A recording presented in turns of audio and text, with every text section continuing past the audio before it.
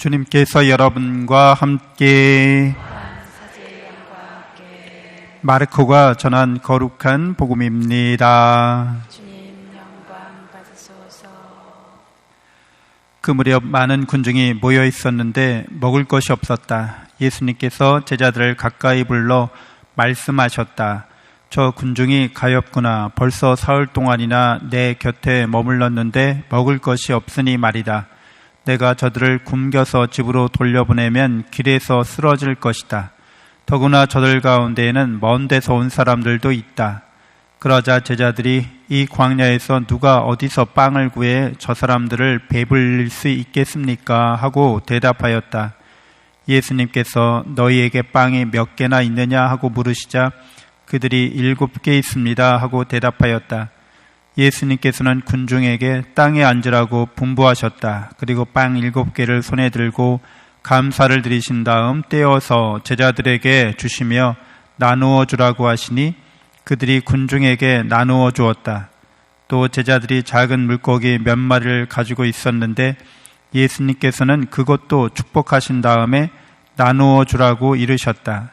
사람들은 배불리 먹었다. 그리고 남은 조각을 모았더니 7바구니나 되었다. 사람들은 4,000명 가량이었다. 예수님께서는 그들을 돌려보내시고 나서 곧바로 제자들과 함께 배에 올라 달마누타 지방으로 가셨다. 주님의 말씀입니다.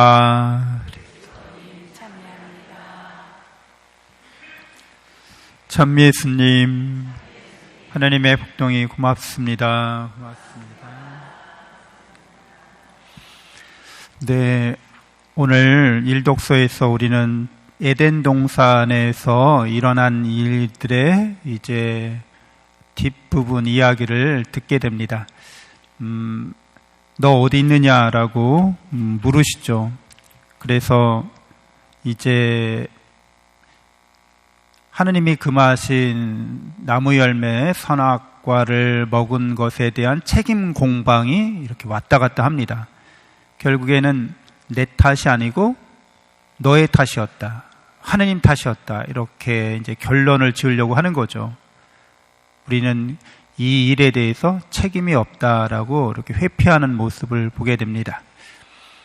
우리가 미사 때 이제 제 탓이오, 제 탓이오, 저의 큰 탓이옵니다 하잖아요. 이거는 우리가 탓이다. 이건 우리 탓인데 그것에 대해서 어떤 사안에 대해서 내 삶에 대해서 내가 책임이 있는 존재다라는 말이죠. 그러니까 나는 내 책임을 다하려고 한다.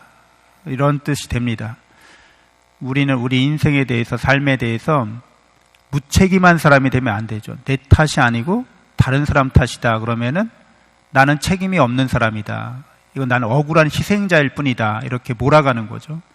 이런 삶은 인간적인 삶이 되지 못하죠. 이렇게 어떤 인생의 경험을 통해서 성장하기 위한 그런 그 틀을 깨버리는 것이 되죠. 우리는 이제 성인으로 이렇게 점차 성숙하게 되면서 자기 책임과 권한을 이렇게 분명히 하면서 그 과정을 통해서 내가 어떤 선택이나 결단을 해서 어떤 과정을 거쳐서 이런 결과를 얻었구나. 내가 좀 더 지혜롭고 선하게 앞으로 이렇게 살아가고 이 잘못된 과정으로 인해서 얻는 그 결과를 감내하는 거죠. 수용하는 거죠. 그런데 이제 에덴 동산에서의 이야기는 이제 이런 일들이 일어나지 않게 되죠. 그 선과 악을 알게 하는 나무를 먹은 이들은 이제 우리가 잘 알다시피 자기 자신으로 선과 악을 결정짓겠다는 거죠. 그러니까 인간의 욕망으로 또 인간이 갖고 있는 두려움으로 선과 악을 이렇게 확정하려고 하는 거죠.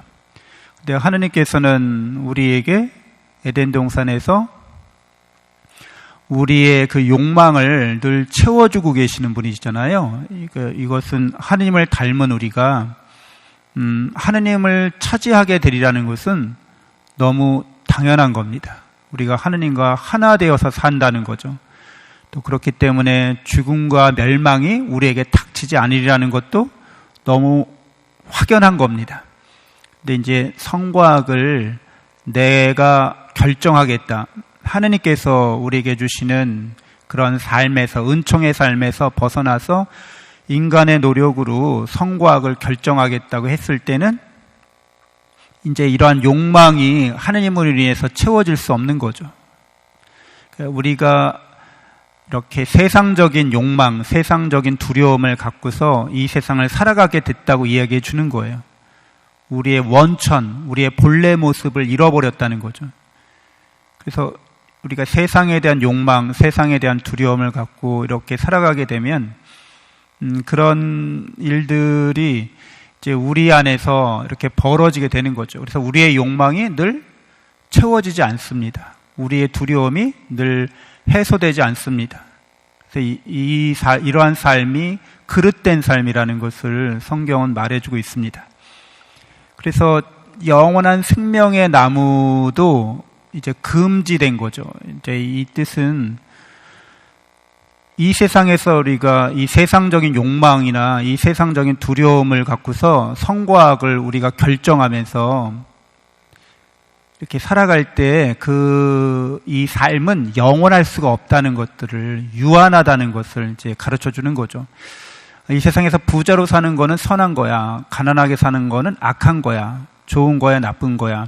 그러니까 부자로 살아야겠지. 그래서 열심히 우리가 부를 추구하지만 만족하지 못하고 또 그것이 그 부가 영원하지 않다는 거죠.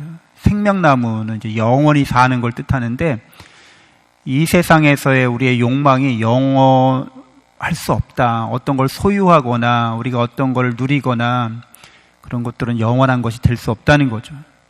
그래서 생명나무가 이렇게 금해지는 거죠.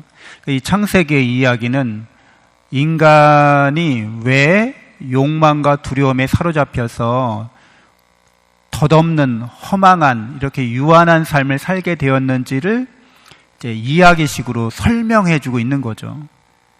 그래서 오늘 복음에서 이제 참으로 이 선악과를 통해서 하느님과의 관계가 이렇게 어긋났기 때문에 하느님께서 이 관계를 회복시키기 위해서, 이 관계를 다시 맺어주시기 위해서 사람이 되어 오신 예수님이 오늘 복음에 이렇게 등장하는 거죠. 그래서 예수님은 우리의 배고픔을 이렇게 해결해 주시려고 기적을 일으키십니다.